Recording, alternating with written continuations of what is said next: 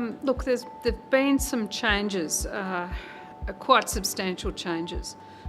You would have heard about the media concern over the numbers of law graduates in Australia. We have certainly seen a proliferation of law schools. What hasn't kept up are the admission requirements or the apprenticeship process to become a lawyer. In the 1960s, only 25% of lawyers who finished university went on to be lawyers in traditional legal firms. There's great concern at the moment that we have a proliferation of universities and a complete a glut of law students. At the same time, in 2010, the committee that manages what is taught in law schools did a very thorough revision of what those subjects were.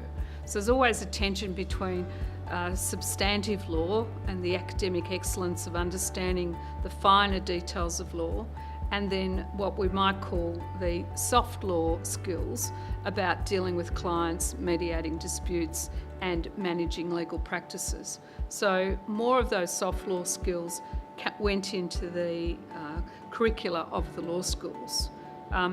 We also had a change in what were the traditional apprenticeship models of becoming a lawyer. You would go, it was like a guild. You would join a law firm and you'd spend 12 months following somebody around, regardless of their teaching capacity or their personality skills, and became an articled clerk. That has now changed, and we have schools who are dedicated to provide certain soft skills to law students. They will do those courses for 6 months and they will pay to do those courses. We have several providers in Australia, and there's a lot of debate around what goes on in those schools in terms of is it what we want lawyers to learn. There are still 10% of lawyers who do the old system, but it's now 18 months rather than 12, going and working in a legal firm and hoping to learn those skills by osmosis. We're seeing that this has been an area that there has been change in education and pathways to the profession, and much more of that will come in the future.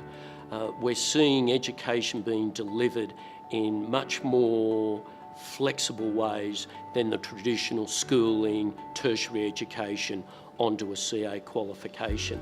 And that's exciting because it's actually bringing diversity and inclusiveness into our profession, which perhaps wasn't there through the more traditional means. We're also seeing that many individuals who may have trained in a different type of profession have actually decided, I'd like chartered accounting to be where my future holds, and they're looking at ways in which we can recognise what they have already achieved in their careers, give credit towards that in order to bring them into a profession.